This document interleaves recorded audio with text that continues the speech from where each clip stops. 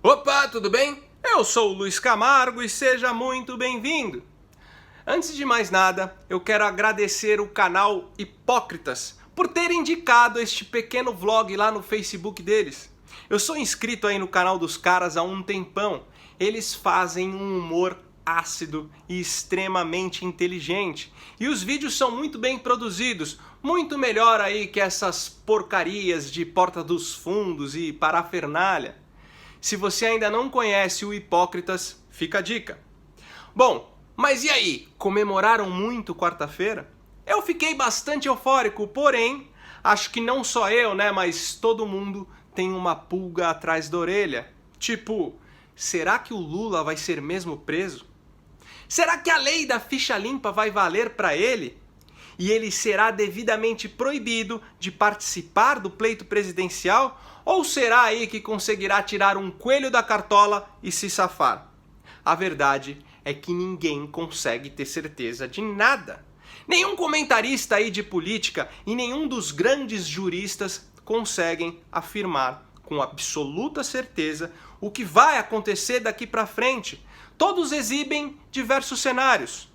E isso só acontece pois não vivemos em um país sério. Nossa Constituição não é eficiente, abre margem aí para divergências interpretativas.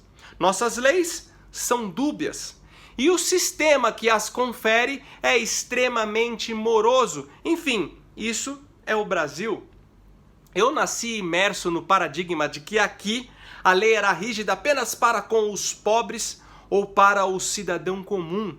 Para esses, o crime realmente não compensava, mas para os ricos, influentes e poderosos era diferente. O crime compensava sim, a pesada mão da justiça não recaía sobre essa gente. E eu cresci também escutando que entrar para a política era o mesmo que ter um cheque em branco para transgredir e burlar as normativas legais. E de fato sempre foi assim mesmo. Ser político representava ter privilégio sobre qualquer tipo de ordem estabelecida. Mas de uns tempos para cá, a atuação conjunta do Ministério Público, da Polícia Federal e do juiz Sérgio Moro mudaram esse cenário. Em uma reação em cadeia, os ricos, poderosos e influentes foram punidos. Os crimes daqueles que detinham o poder político e financeiro desse país, que sempre se mantiveram recônditos à ação da lei, foram encontrados por ela e tiveram que se dobrar. Para um país que não prendia ricos, vimos Marcelo Odebrecht e o Eike Batista irem para o Chilindró. Para um país que não prendia os poderosos e influentes, vimos Zé Dirceu, Antônio Palocci e até o dinossauro do Maluf irem para a cadeia. Pela primeira vez na história dessa nação, uma horda de políticos canalhas começaram a pagar pelos seus delitos. E agora tivemos o prazer inenarrável de presenciar o chefe do maior esquema de corrupção do mundo, aquele que era entre todos o mais poderoso e o mais influente, aquele que era considerado intocável, ser condenado. E ainda para o nosso deleite ter sua pena aumentada. Antes ele ainda podia contar com os dedos das mãos os números, o número de anos que passaria na cadeia. Agora até esse direito lhe foi retirado. Mas acontece que existe uma instância superior da justiça, onde as cadeiras não são ocupadas por pessoas concursadas publicamente, mas sim indicadas pelos chefes de toda a maracutaia, os líderes do nosso executivo. E é aí que chegamos no coelho que está escondido no fundo falso da cartola. Sim, existe uma possibilidade de tudo o que aconteceu no TRF4 ser anulado através daqueles que se valem de suas togas para manter o Brasil no velho esquema, onde a justiça não recai sobre os poderosos. E o TSE ainda pode passar por cima da lei da ficha limpa e acolher nas disputas eleitorais aquele que, sem imaginar o seu próprio futuro, efetivou essa lei enquanto era presidente. Confiante aí nessa possibilidade e também para não perder a oportunidade de tumultuar o cenário nacional, o PT ontem lançou a candidatura oficial do Lula. Bom, mas eu confesso que ainda tenho uma fagulha de esperança. Insisto em crer que dessa vez acabou para o PT. E quero contar com o fato de que o bandido de 9 dedos ficará inelegível. Mas mais do que isso, quero acreditar que ele ainda vai vestir o macacão laranja e passar o caneco nas grades de ferro para chamar o carcereiro. Mas enquanto a gente fica aí cogitando o que pode acontecer, a alta cúpula do PT incita seus devotos acéfalos dessa forma. Só há um caminho para derrotar o golpe. Só há um caminho, que é apostar nas ruas, no enfrentamento social, na rebelião cidadã, na desobediência civil. Nós não vivemos uma democracia. Temos o direito de nos indignar e de ir para as ruas. É campanha toda semana, mobilização toda semana. Não podemos abandonar as ruas. E eu mando aqui um recado para eles, para essa corja. Se eles acham que vão prender o Lula, para prender o Lula tem que prender nós todos aqui que estamos nesse ato. Aí eu te pergunto, o que seria enfrentamento social, rebelião cidadã e desobediência civil? Depredar o patrimônio público? Parar o trânsito nas principais vias, impedindo que o cidadão de bem vá trabalhar? Ou matar gente, como a Gleisi Hoffmann já declarou? Enfim, essa é a verdadeira face do PT. Um partido ilegal que incita o que é ilegal, que age através dos meios ilegais e que, enquanto esteve no poder, institucionalizou o crime e a corrupção no cerne do Estado. Um partido em que o único propósito é se manter no poder. O Lula nunca leu livro nenhum em sua vida, muito menos Nicolau Maquiavel, mas mesmo assim ele aprendeu que para esse fim de se manter no poder, todos os meios são justificáveis. Bom, mas o discurso deles para poder encobrir seus crimes passados e as transgressões que serão cometidas daqui para frente é que o Lula foi condenado sem provas. Aliás, não aguento mais ouvir isso. Só que ele foi condenado por lavagem de dinheiro e corrupção. É lógico que não existem recibos, contratos, nem nada que existiria em um negócio plenamente legal. Afinal, o Lula estava cometendo crimes. E é exatamente por isso que existe toda uma força-tarefa com um trabalho de investigação minucioso.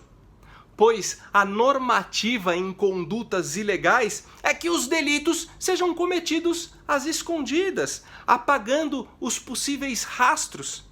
Seguindo aí por essa lógica de que não existem provas contra o Lula, os maiores traficantes do mundo que foram presos, como o próprio Fernandinho Beiramar, seriam inocentes, já que não foram encontradas nenhuma nota fiscal de venda de cocaína.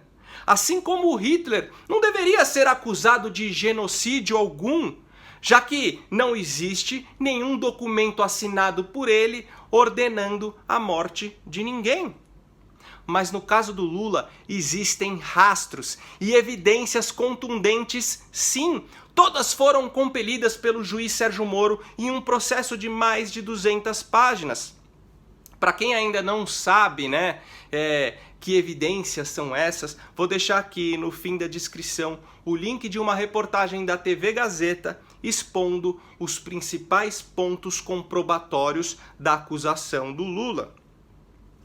Mas para a gente aí entender o porquê da insistência petista em alegar falta de provas, temos que entender que a mente revolucionária funciona diferente da nossa.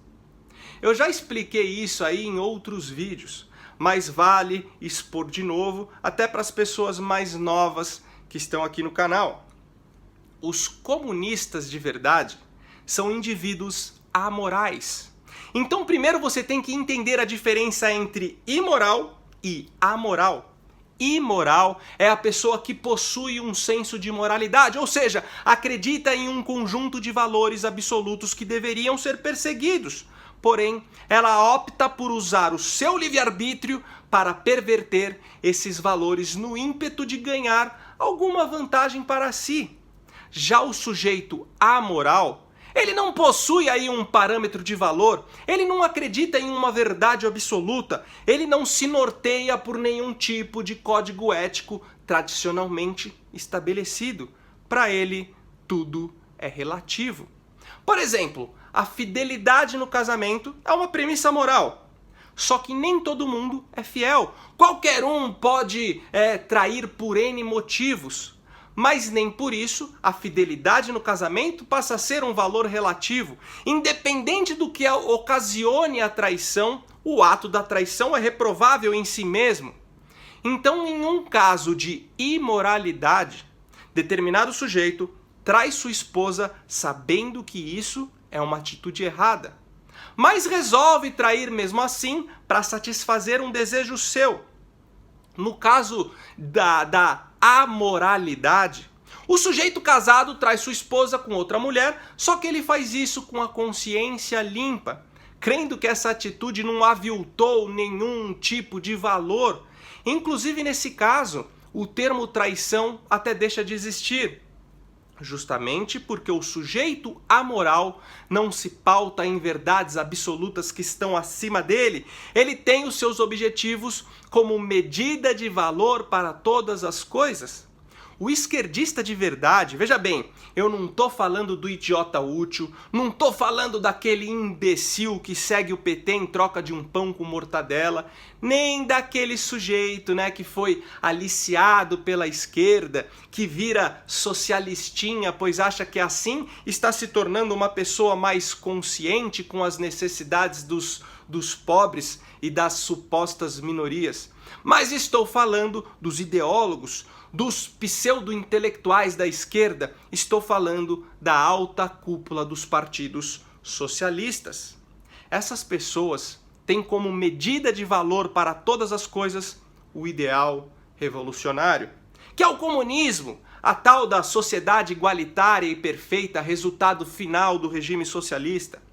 É esse projeto que vai nortear a vida deles. Tudo que contribuir para esse ideal será dotado de valor positivo. O que não contribuir terá valor negativo. Por exemplo, para eles uma pessoa boa não é aquela que segue o código ético a qual conhecemos, mas sim aquela que contribui mais para a causa revolucionária. E se para isso tal pessoa precisar enganar, roubar e matar, não importa. Ela não deixará de ser boa, pois para eles todo valor é relativo. A única coisa que é absoluta é a causa revolucionária. Por isso, o cachaceiro de 9 dedos sempre será um santo, sempre será um injustiçado e jamais conseguirão aceitar a existência das provas dos seus crimes. Afinal, para essa gente não existe crime. O único crime que existe é a tentativa de impedir que eles permaneçam no poder e concluam seus objetivos escusos. E por hoje é só isso mesmo. Curte, se inscreve e compartilha. Valeu!